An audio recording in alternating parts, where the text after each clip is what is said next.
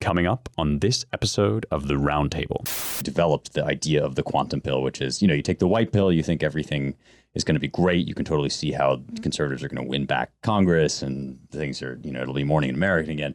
You take the black pill, you feel like, the Democrats will never lose another election and will be in masks forever and so forth. You take the quantum pill, you're in both of those states at once. You can see both of those things playing out at any given moment. You may flip back and forth on any given day. And you kind of, this is certainly where I am at on these questions about like COVID, for example, right?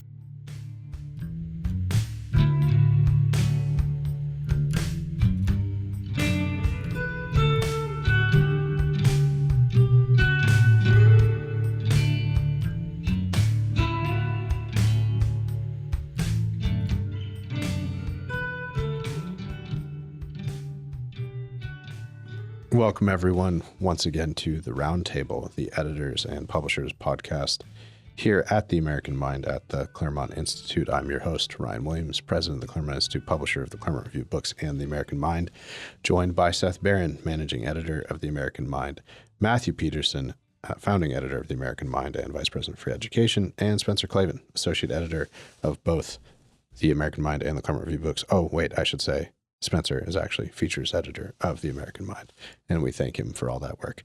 I am all things to all men. I'm jealous looking at Matt. So we record this earlier out on the West Coast, so it's like 2 p.m.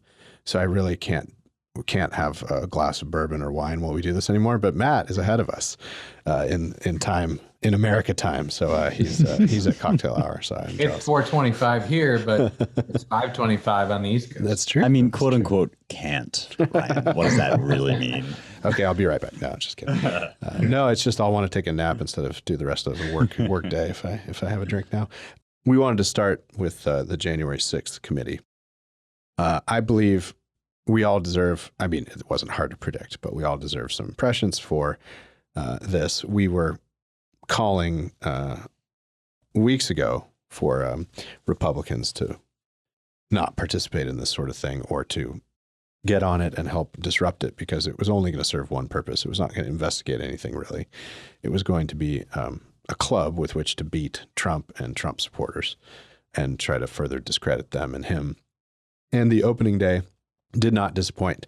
It had a bunch of, you take the whole, a lot of these committee hearings, especially public ones, are always like this. There's nothing special about this committee.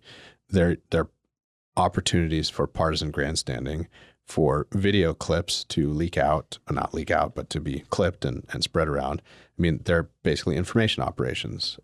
They're media events. They're scripted. And this was no different. You had a bunch of teary-eyed, traumatized Capitol Hill police folks testifying, including a black member of the Capitol Hill police claiming that racial epithets were yelled to him. You had, somewhat disgracefully, Adam Kinzinger, a sort of voluble anti-Trumper, who's on the committee, kind of fake crying, sort of crocodile tears, in response to what I think were a decent amount of crocodile tears from the people testifying. This thing, the whole thing just stinks. And also, about the racial epithet thing, we were talking offline before this. It's just really quite inconceivable to me that with 14,000 hours of footage from various cell phones and et cetera around the Capitol, that nobody caught this episode on video, it just means that it very, very likely did not happen and is yet another hate hoax.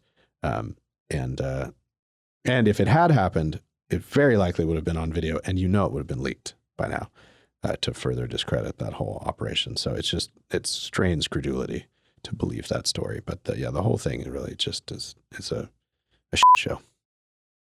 I have a sort of psychological question about this, which is, do you think that at some level Democratic politicians are reverse engineering their own memories about this event to the extent that they actually believe some of this? The straight face with which, AOC is out here claiming that she was afraid she was going to get raped. She wasn't even in the building. She was afraid she was going to get raped.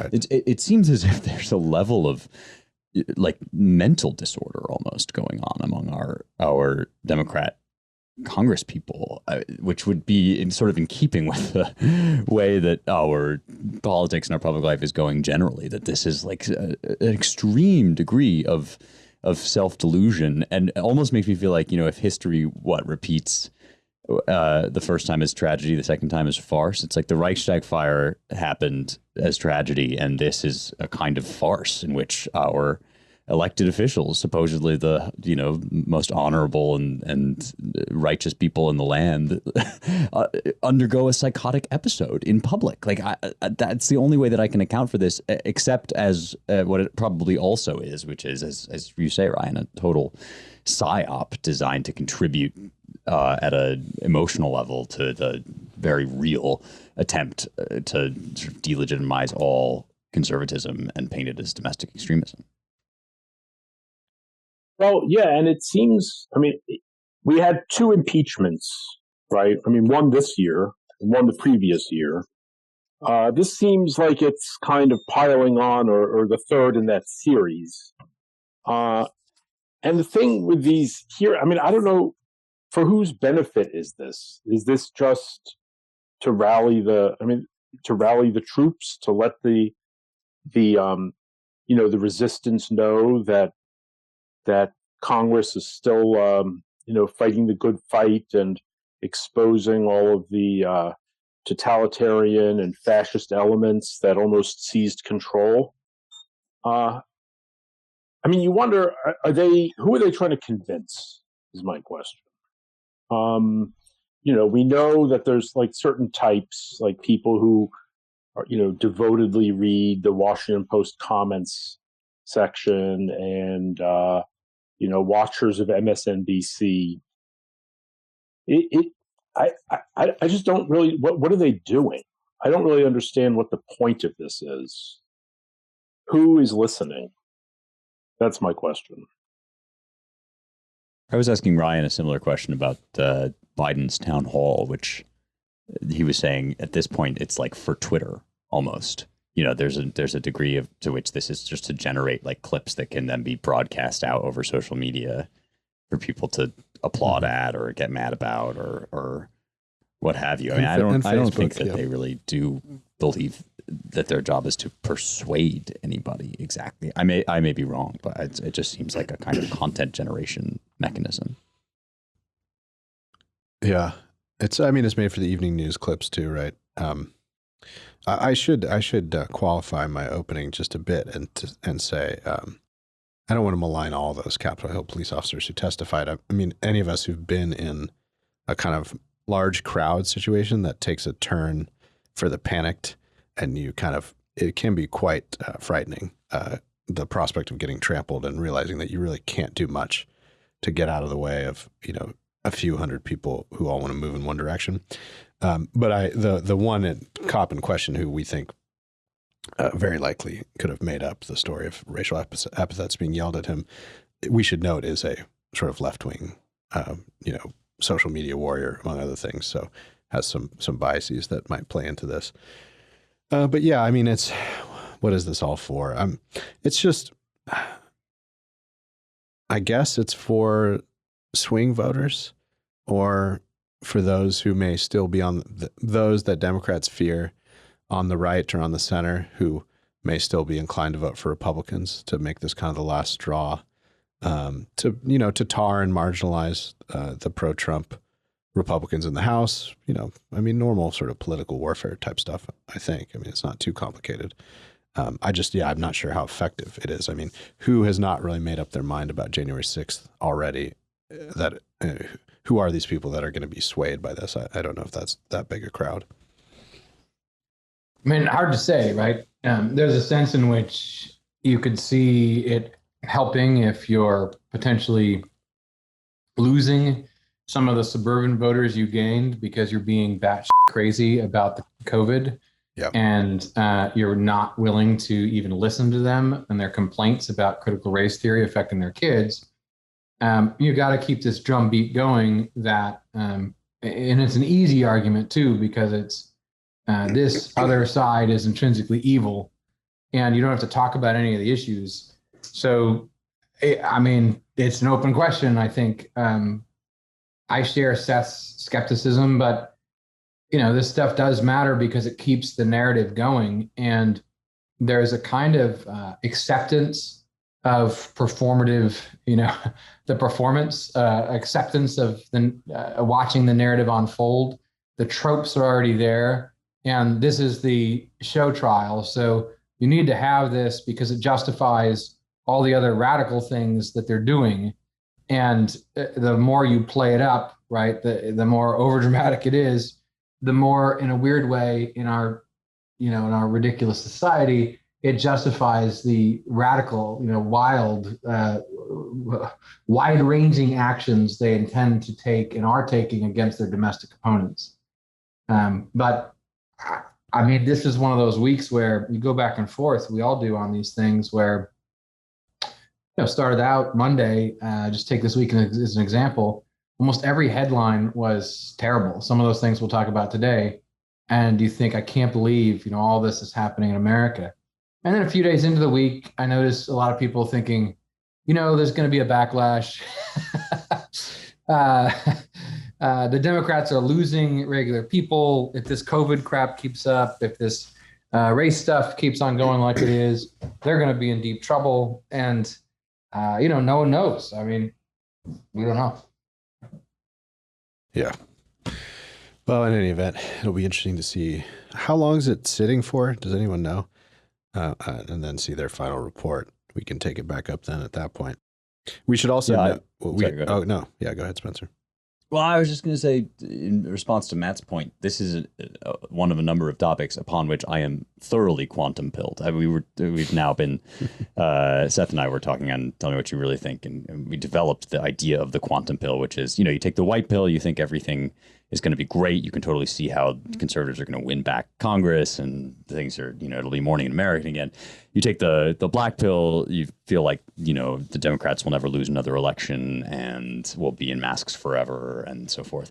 You take the quantum pill, you're in both of those states at once. You can see both of those things playing out at any given moment. You may flip back and forth on any given day. And you kind of, this is certainly where I am at on these questions about like COVID, for example, right? Where are we going to go from here? I can totally just see, because I have had so many moments throughout COVID lockdowns of being shocked at what people were willing to put up with.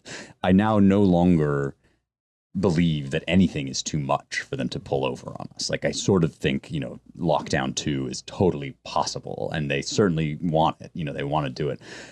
On the other hand, the white pill is like, I just really can also see this being a huge miscalculation. This stuff where they're bringing the mask mandates back and CDC is saying, even if you're vaccinated, yada, yada. Like, I can totally see this just being transparently the wrong move. And if so, then, maybe it is the case that this January 6th stuff is kind of flailing around because they know that they're going to really just piss people off so bad that they have to do some demonizing to get the rally the troops. My disposition is white pilled, so I'm always listing in that direction. But I don't know. I feel very quantum pilled about this. I feel like it could be either of those two things could totally be true, or they may be true sort of at once, and maybe nobody knows the future. Yeah, I just have to say, when I heard about this today, I felt like, yeah, I've been quantum pilled for a while. Let me point out that the essential thing of quantum pill is that you're not in this labile state like a freaked out pussy hat, screaming and having your cortisol levels shoot up. This is like total equanimity, right? Like, you understand. Yes, it's like a yin and yang type of thing. Yeah. Well, it's like the colors are like just changing back and forth consistently. Right. It's like a figure ground. Yes. Like, illusion or whatever. Right. Yeah. I like absolutely. That. Yeah, they're overlaid on top of one another. You can you can cross your eyes and see one, you can uncross them and see another. And this is absolutely the case. Sorry, Matt, we derailed you. We were about to say that you are feeling this way as well. No, it's good. I think when you first take the quantum pill, you do go back and forth, like up and down. Mm-hmm. But the trick of it is that becomes what the quantum is becoming this kind of stable stasis of ingesting both. I like it. On the Laura Field criticism slope, where are we now? Are we at vulgar or juvenile, or we're somewhere in between? Certainly juvenile. I don't think we've been vulgar yet. I said pissed off. That's right. What was the other one? Grotesque? Grotesque. Yeah, that's right. I'm sorry. Well, yeah. For all of our listeners who are not physics nerds, the quantum reference is that, at very, very small things and very fast things, matter can appear to be in two places at once, arguably is in two places at once. So that's the source of this pill. But I like it. It's a good neologism. Science. I just should point out, we're not really going to talk too much about COVID here, but we should mention that I mentioned it on the Tell Me What You Really Think, which will come out in a week or two. We should just remind everyone that this PCR test that was authorized for emergency use by the CDC has now revoked emergency use authorization because it turns out that it can't tell the difference between the flu and COVID. So there's some of the rapid tests are antigen tests, so they're different. But I think this most in use test that's used to measure COVID cases, turns out all along, has not been able to tell the difference between flu and COVID, which would explain the flu disappearing last year. So, I just wonder how everyone would take a second lockdown. I mean, I live in Claremont, which is kind of a mini Berkeley in many ways. So a pretty pro-mask community. I saw people this morning walking around outside with masks on. Not everybody, but some. But I noticed after the last mandate got lifted, even for a few weeks before that, there was like me and a couple scofflaws just ignoring the mandate at the grocery store. No one really cared. And then like 2/3 of the masks came off when the mandate lifted. And now the mandate has been reimposed in LA County. Claremont's at the very eastern edge of LA County. And none of the stores have changed their signs on their doors. They still just say our vaccinated customers are welcome to walk in unmasked. And and the ratios stayed about the same from the unmasked order. So I think people are done. And I'm going to start telling people that they will have lost my business forever if they make me put a mask on. Yeah. Like I've reached the point where if somebody says you can't come in here, I'm going to say, very well, I will never shop in this store again. I mean, why not? Right? This is like, I just think we must, at this point, if we haven't reached that level, then we just like, we're screwed. We deserve to lose. Yeah. A friend of mine actually, he's on Twitter, but I don't know if I should say his name here, but a friend of mine here started doing that towards the end. I mean, no one here wears a mask now. There are very few people, and they're outliers, and it's not required anywhere, of course. But there were, when it was before it really died down in Texas, he was just doing that. I mean, he would go, his wife wanted to go to a furniture store and they required him to put a mask on. He said, no, I don't have one.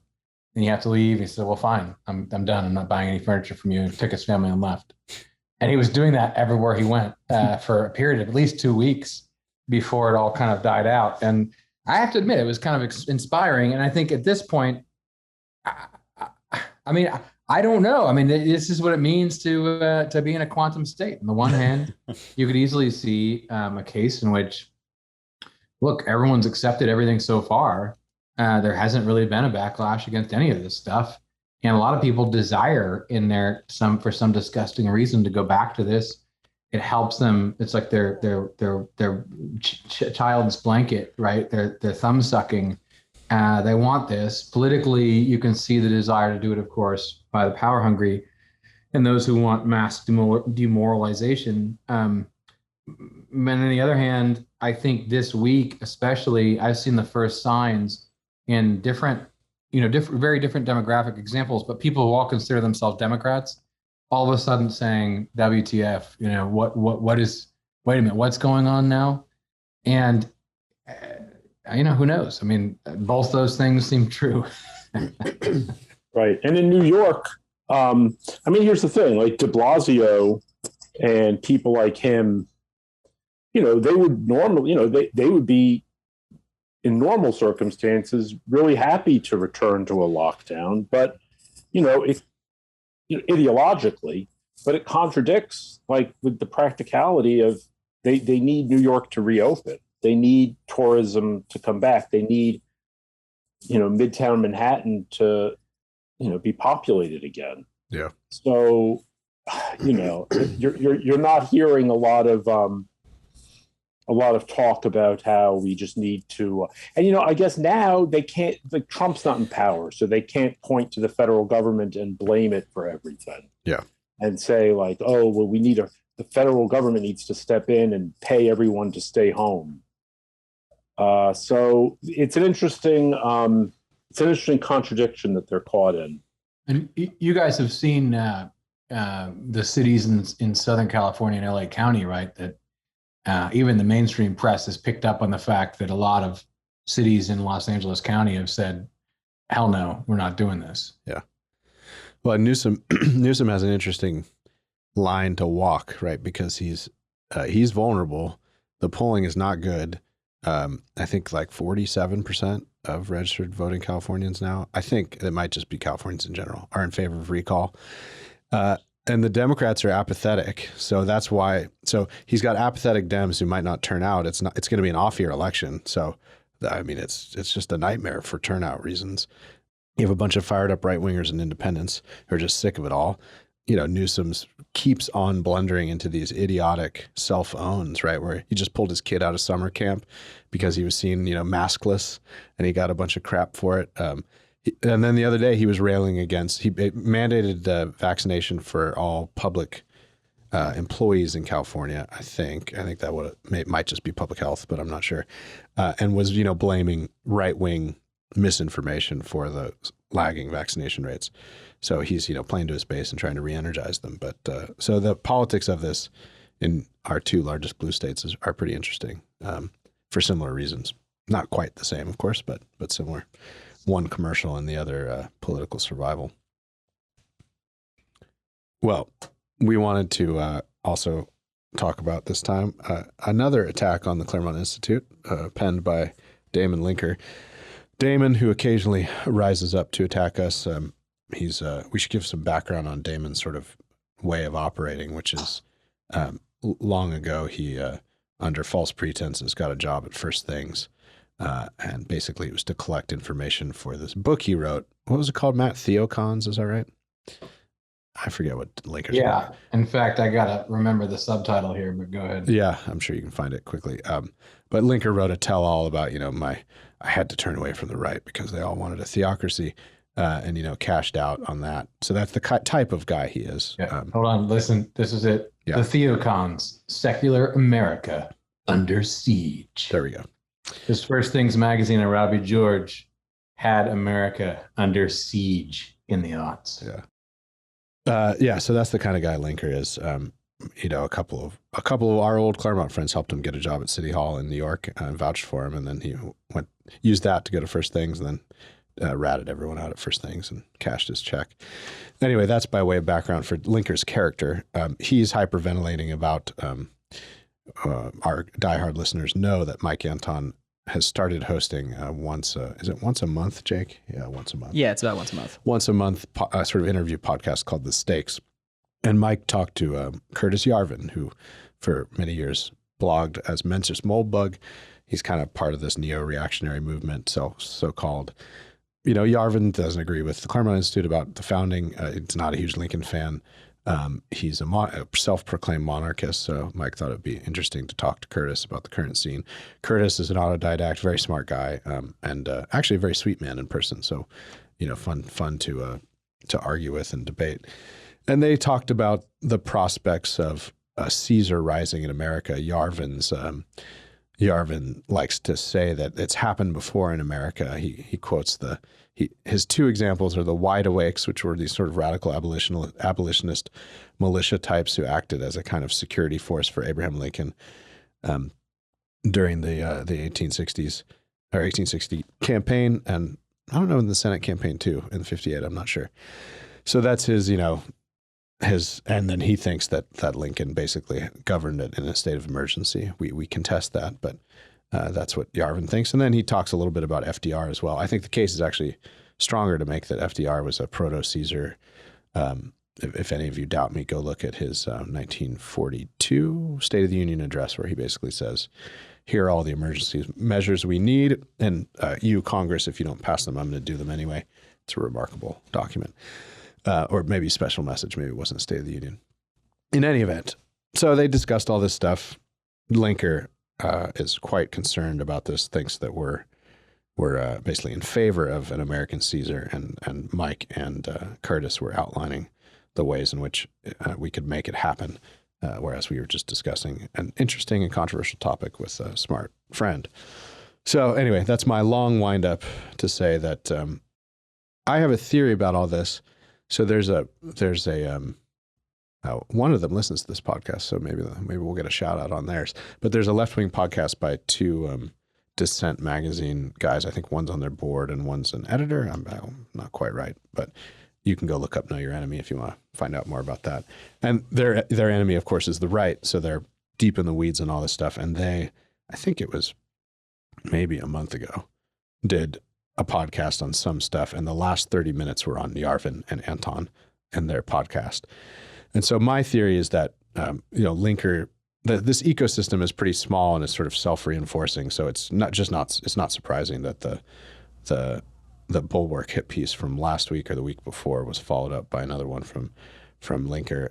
And I think all of whom probably listened to the Know Your Enemy podcast as a shortcut for finding out about what the big bad right is up to, with Claremont at the center of it. So that's my brief for all that. I know Matt has deeper thoughts on Damon Linker and his hit pieces. I don't know if it's deeper, but I have some thoughts. First I should say my own, what he did at First Things didn't exactly endear him to me. The late Michael Ullman, who was a professor and mentor to both myself and Ryan, wrote a review of his book Theocon's Secular America Under Siege, which was his, what Ullman called it, a tell-all with nothing to tell.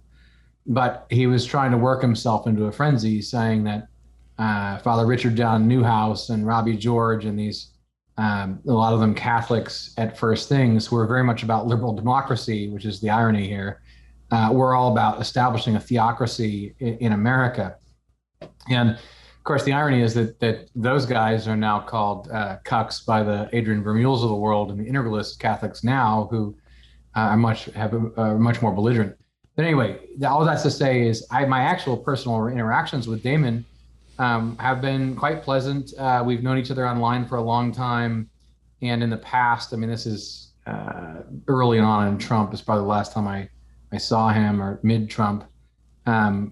Things began to get a little colder, but we had a nice dinner once talking about Terrence Malick and the Tree of Life, a movie we both liked, some interaction. But when Trump came in, you could see people like Damon who sit in the middle or pontificate as if they're moderates and doing the both sides thing.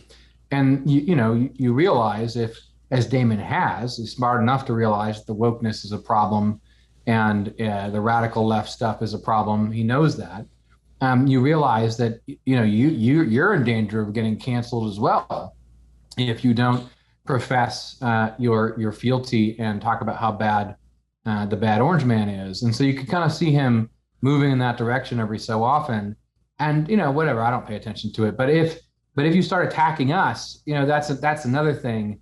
And this is just again making a big deal out of nothing. One thing I think is ridiculous here is, there's never all of this, none of this has to do with substantive arguments about real issues. None of this is about policy. So when they complain like, well, you didn't respond to my critique in a substantive way, it's because their critique is, there's two critiques right now. There's two critiques of the Claremont Institute in all these, with all these, vicious critics. And one is, you guys are fascists. And the other is, you guys are racist. Both of those are just about delegitimizing the other side. They have nothing to do with arguing about how strong leaders are needed in times of crisis, and that can lead you to a Caesar, that could lead you to fascism, that could also lead you to Abraham Lincoln or FDR or George Washington. So, there's no nuance to any of this. It's just, you guys are fascists or you guys are racist. And the reason you want to do that is because once you make that claim, it's QED all over, and you get rid of us, you push us over the edge. So I said to Spencer earlier, I mean, two minds about this. One is they're trying to paint a target on us so that the actual Eye of Sauron and the real powerful people, which they're not, take notice of the Claremont Institute and try to persecute us. I think they really want, they're pointing to us saying, as I said before, you guys are naughty, they're bad, you should go beat them up. That's number one. Number two, though, is also I think there's a kind of desperation here that all these people realize they're increasingly irrelevant. No one cares what they think. Their audience is decreasing. Ours is increasing. Their relevancy is goes down by the day. And so there's kind of like all of this is just kind of like Gollum like shrieking as he falls into the fire in Mount Doom to me as well. The only thing that I take notice of is just if it continues, you never know. I mean, they can always make life difficult for you, and I just see it as the only danger or the thing I would think about is when they actually do get the Eye of Sauron to come after you, or the big dogs, and then they have just more power, right? So there's more they can do. But these people are not powerful, to put it mildly. I just want to know how much I could get on the advance for my tell-all book about behind the scenes at the Claremont Institute. That's no, I mean, this is 30 pieces of silver, Spencer. Done, sold. I hear that's a great payout. Well, this stuff is so intriguing to me because, as Matt and I were discussing on the Substack, like, what's their end game here, and what do they think they have the power to excommunicate us from? Right, like stipulated, right? Cards on the table, full disclosure, whatever. I have not even read the first hit piece that they wrote on us in full. I just too many words. I have too much to do. That's really not going to happen. But I'm fascinated by the tactic here that suddenly now there's this steady drip, right? And I thought this was going to be one of these kind of ACLU things or Southern Poverty, whatever, law center thing where they just publish this enormous quote unquote expose on Jack Posobiec or on whatever. And then that kind of happens and goes away. But instead, it seems that there is now a Claremont Beat among a certain brand of Never Trump conservative. And I guess that if you don't have Trump anymore, then you have to find some way to continue being Never Trump when you've boxed yourself into that brand. And I suppose also that, the power of these people is so diminished within the conservative movement that their only hope is to be the lapdogs of the ascendant left. I don't think that's going to go very well for them in the long run, but I can see that it might be the only sort of available option besides, admitting you were wrong. And so I find this a really intriguing media strategy. It seems like great press for us. The first hit piece got us a ton of support and followers. The fact that it continues happening only seems to me to sort of spread our name further and wider. I'm just mad that nobody's mentioned me yet. I'm very upset. But then I haven't searched all of the hit pieces, so maybe at some point my name came up. I just feel everybody else on this podcast has received a name drop on these hit pieces, and I'm still absent. Despite the fact that one of their major complaints is that our podcasts are juvenile, for which I feel I am at least 50% responsible for the vulgarity and juvenilia that occurs on our podcast. Oh, I would give you a lot more than that. I don't think I've been called out in any of these. No, so, Seth, okay. Seth avoided it too. But I mean, hasn't the history of the right since World War II been a question of lopping off whoever's to your right and sort of holding that scalp up to demonstrate your own normalcy? Like William F. Buckley did this with the Birchers and the segregationists, probably with good cause. And, more recently we've seen like John Derbyshire get axed and Peter Brimelow. And I just wonder if they're trying to say, these are your deplorables, America. And then by holding up our head, they can sort of, because they have no constituency, like nobody pays any attention to them. This is like a grand gesture by which they can establish some credibility. Like if you're going to be like trying and executing people, well, then you have to have power. So maybe this is like their effort to demonstrate their ownership of the true mantle of the party. Well, yeah, I mean, don't you think too, though, that I think that's true. The funny thing that happened on the way to our execution is that they lost that position. And my sense of it is that it was always clear, and we've said this for a long time. All of us have said this. It was always clear that if Trump lost, right, they would get out the knives, and then it'd be time to excommunicate anyone who supported Trump, just what the left is doing on the right. And I feel like the timing is right, like the dust is settled. So the timing is right where even if they had power, this would be about the time you'd start to say, okay, now we're going to go through every single person who supported Trump and moved the right this way, and we are going to gut them, and we're going to punish them. We're going to excommunicate them. We're going to hang them up high. And the only problem is that they are trying to do that, and this is about the right time. So I think that what happened is this is the time when you start the purge. The thing is, they don't actually, as you guys are saying, have the power to do that. So it's kind of a flex, but there's no actual muscles there. And the only hope they have is that they get, the left and the government or something like, so, to come after people like us. But, I think I tend to see it as more of a death rattle. The white pill is that it is a death rattle, and that places like the Bulwark are disappearing while places like the American Mind, Claremont Review of Books are growing.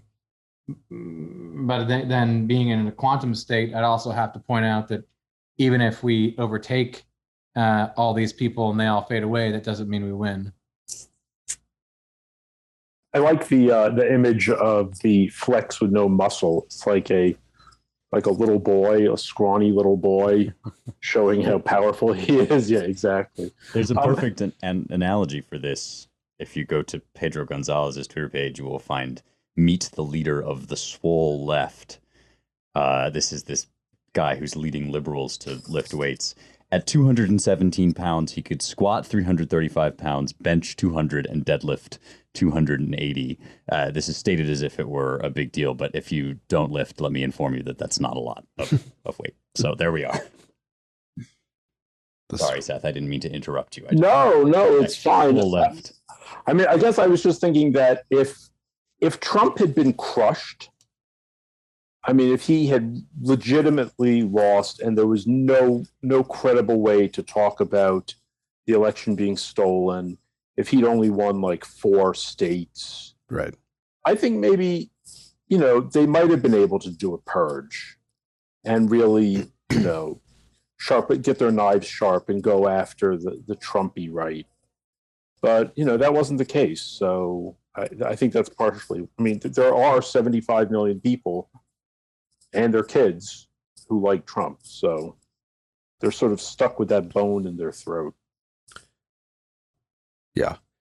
It's why the ante is being upped, which brings us to this topic, which is, I'm just going to read the opening 3 paragraphs of a Reuters piece, the title of which is "Facebook and Tech Giants to Target Attacker Manifestos, Far-Right Militias in Database."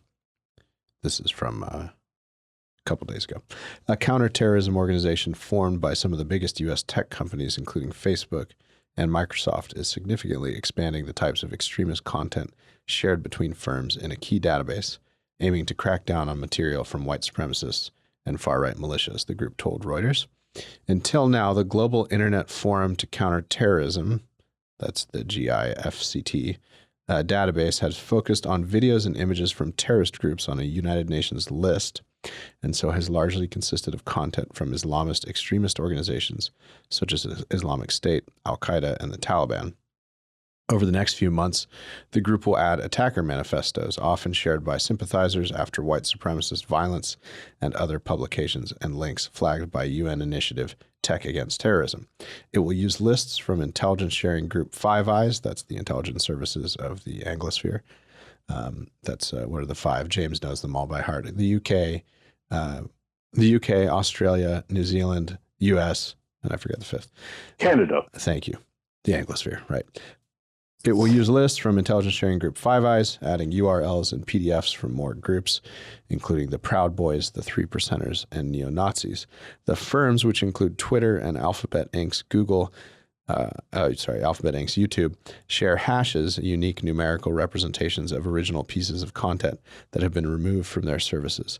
Other platforms use these to identify the same content on their own sites in order to review or remove it.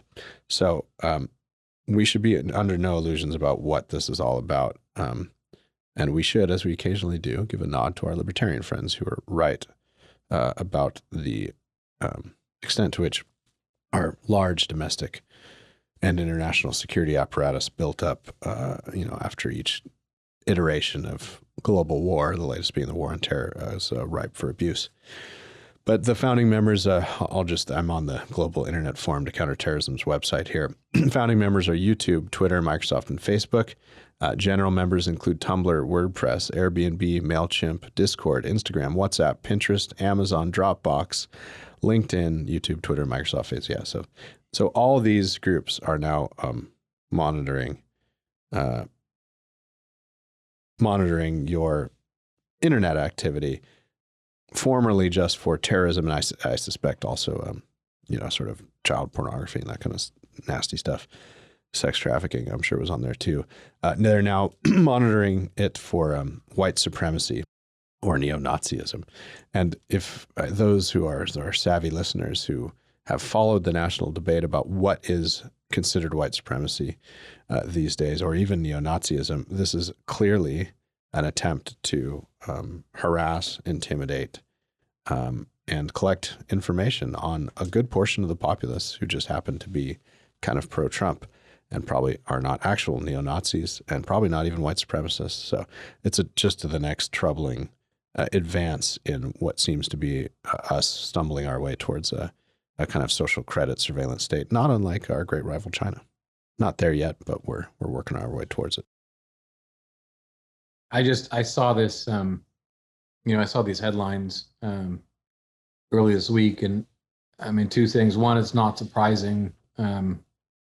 We know, right? We've been talking about this for a while, but it just, the brazen way in which you're combining Five Eyes, intelligence agencies, government lists that are pre-existing of domestic opponents.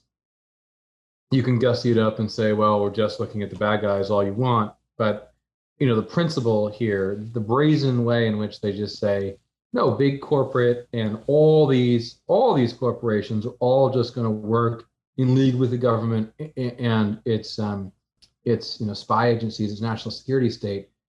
I mean, it does kind of boggle the mind. I mean, the mind reels. I mean, it used to be, I thought, that plenty of people on both the right and left understood that there's this kind of a principle violation, right? You can't just say, well, I'm just going to do good because I'm going after child molesters or I'm going after racists, and that's why you need to give me all the power. I mean, are we really that retarded at this point? And that's what it feels like. And it definitely feels like there's no one who's going to stand up to this. And there's nothing that's going to stop this unholy kind of amalgamation that in any sensible regime would just be considered fascist. And that's the irony of, Damon's talking about what Mike Anton talking about how when things get messy in a post-constitutional, state, as someone's just saying on Twitter, you need a stronger leader. I mean, even within the American constitutional system, at certain times, you need a stronger leader. And talking about that's fascism. We live in a world in which corporations and the government collaborate on spying on and ultimately jailing, right, domestic opponents of the state. And we live in a world in which large corporations issue political press statements about what you have to think about certain issues politically that is completely in line with what the regime wants them to. And it's hard to tell whether the regime is them or they are the regime. I mean, where does this end? Someone told me wise person pointed out not long ago that, in Russia, we might say it's sad, or China, the same way it's sad. Every once in a while, the government destroys $1 billion plus company just to show them who's boss. In America, guess what happens? The reverse, right? I mean, it's impossible to imagine one of these companies being faced down by the United States government and being destroyed if it was at that level. They just work together. And, I don't care if I get right-wing critics who say, oh, so you're saying Democrats are the real fascists? Like, just look at what's happening. Like, this would normally be called some form of fascism. It's where we're moving. And I don't really see, I don't really see much stopping it. It's just happening in broad daylight and people don't even realize. Yeah, I mean, to me, this sounds like, so this is the architecture of how, the next time there's a domestic terrorist incident that Nancy Pelosi, wants to have a thing about, you'll turn on your computer and your Netflix account is canceled. You can't make Airbnb reservations. Maybe your bank account's closed. I mean, I guess this is what they're building, right? This is the architecture of that system. Five Eyes or the NSA can just drop a file and it'll go out to all of the corporate sponsors and they'll say, oh, so this is our new, this is the no-fly list. This is the no-exist list, basically. This is how we, we'll just turn you off. I mean, you don't get to be on Facebook. You don't get to have internet. So I don't know if they could actually cancel well, I guess they can do whatever they want. Cancel whatever. So, yeah, it sounds frightening. I don't have a quantum pill on this one. No, and I mean, right. I from what I've seen, with the kind of leading edge of the left in control, or at least if they were fully in control. I mean, criticizing Black Lives Matter is white supremacist, isn't it? So I don't understand where this stops. It just becomes a roll-up operation for critics of the state, which, yeah, as Matt, as you said, that seems pretty fascist to me. Yeah, I mean, I don't have a white pill part of this either. I'm pretty black pilled rather than quantum pilled about it.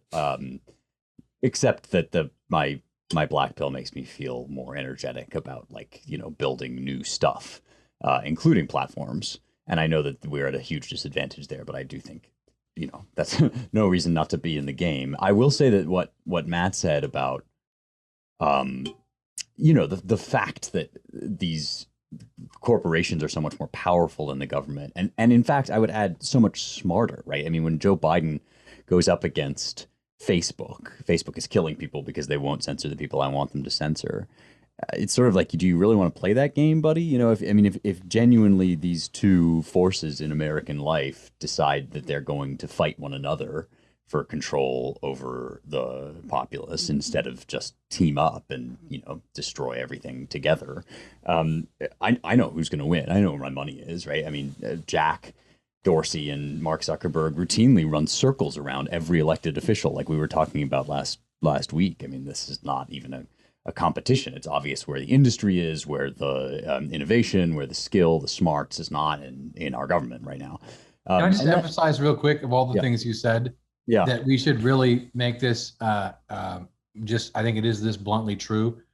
The smarts, the people who are in government are not as smart as the people who are in these businesses. That's right. It doesn't mean I'm not worshipful. I'm not, someone who's worshiping at the altar of the founder or whatever. But you do have to say, like, the difference between, say, a United States senator who's been there 2 or 3 terms in intelligence and effectiveness intellectually, and someone like a Zuckerberg, it's not even close. It's like Pluto to Earth. Right. And the relationship that seems to exist between them now is kind of like, Henry II, that famous story that he said, will no one rid me of this meddlesome priest? And then a bunch of knights jumped up and killed Thomas Becket. It's like that. It's like, it's private enterprise doing all of this. So you conservatives can't complain because they're just, it's just freedom, man. It's the blessings of liberty. And I think that is related to the death of the bulwark narrative that we were talking about earlier. Like the sooner that strain of conservatism goes the way of the dinosaurs, the better. And I feel as if it's so increasingly transparent that in itself is a sort of authoritarian hallmark, right? That nobody really believes anymore that these are private companies in the sense of like, just being a bunch of people that can do stuff just like any other bunch of people. These are paragovernment entities. And as Matt, you were emphasizing, they hold all of the cards. And who doubts that, because the Biden administration, it does make noise about breaking up the big tech companies. But if that ever happens, I mean, they'll be the ones who plan it. Like, they're not going to get broken up in some way that diminishes their power. They'll organize it. And, they'll divide themselves up in such a way that's, benefits them. So I think you're absolutely right. I mean, it's really like, like in those movies, like in Network, or one of these movies from the 70s that kind of envisioned like global corporate dominance. Yeah, like you said, like these parastate entities. I mean, I feel like that's where we're headed, or where we're at, basically.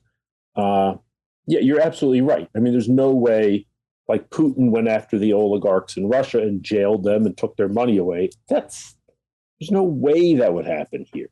It's not even it's not even within the realm. Like you can't imagine. It's not possible. And it does beg the question, though, for the capped right, if we are in an oligarchic state to some degree, no small degree, I mean, the way in which to get out of it, you would need a leader that was able to make an example of the worst offender, right, and make them obey the law, even as it's written on the books. I mean, half the problem is the people don't realize these corporations don't obey the law as it is. They don't have to. And the right won't even bring the right lawsuits. And to some degree, that's a problem all over. Someone was telling me a story today, and to keep things confidential, but they were basically saying someone wanted to bring a suit in support of religious colleges and against the Borg on a particular constitutional issue. And they had a problem finding a single entity that would actually take up the legal fight, because everyone knew, even if they agreed with fighting for religious liberty in this case or something like it, they didn't want to take the heat, right? Because the Borg would come after them, and potentially it could be suicidal. And I don't think it easily even cowardice. It was just people counting the costs. So but I do want to say, because all of us, we're supposed to be in quantum pill today, and these are all black pills. So we need to attain the Zen of the quantum.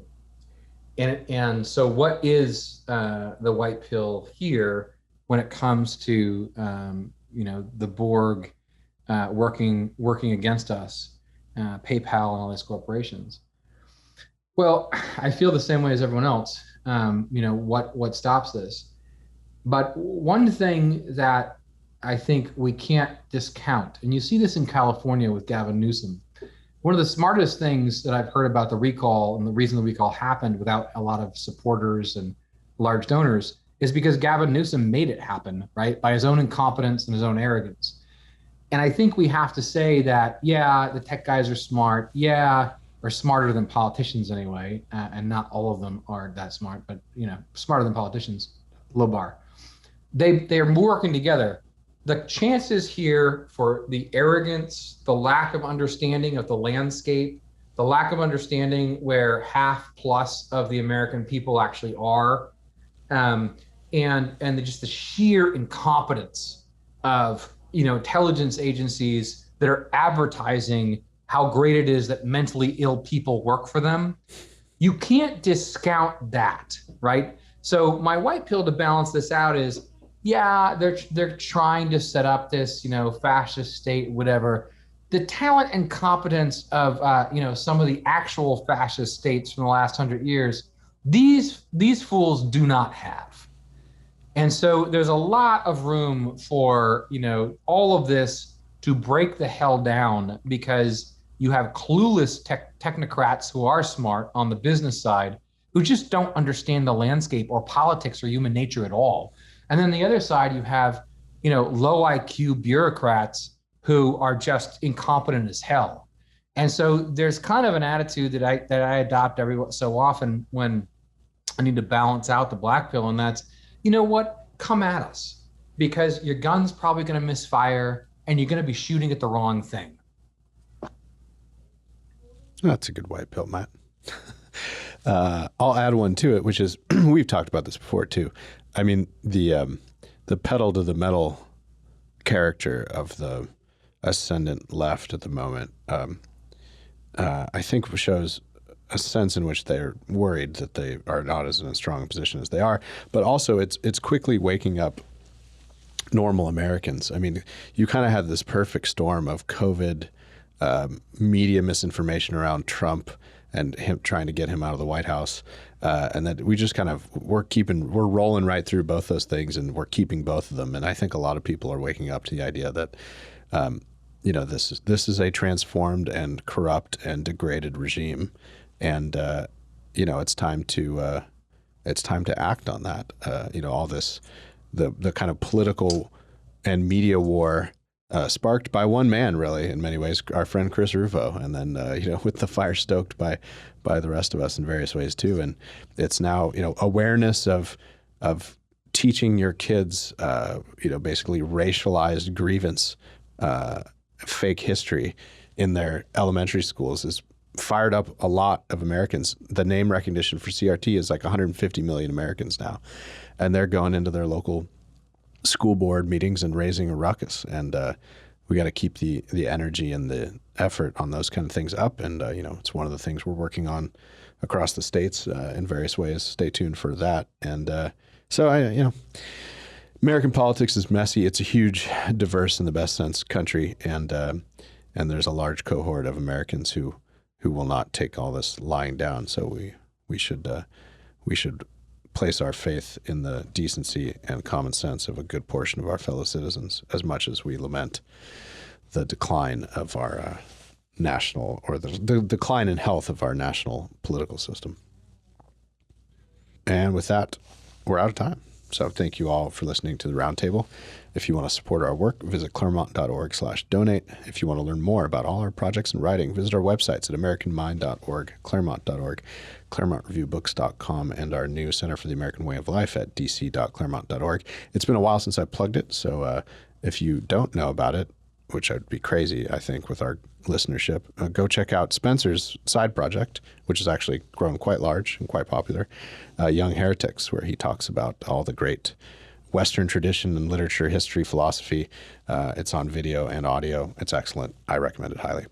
Well, thank you. That's very kind of you. Of course. Yeah, please rate, share, and subscribe to this podcast and Spencer's at Apple Podcasts or wherever you get your podcasts. Thanks to the production and engineering crew, Jake Gannon and Annalisa Lee. Annalisa hasn't been in the studio next door for a while because she's neck deep in our fellowship programs. Our Lincoln Fellowship starts next week, so that's going to be quite a fun time, and John Marshall right after it. And with all that, thank you all for listening as always. Talk to you next week.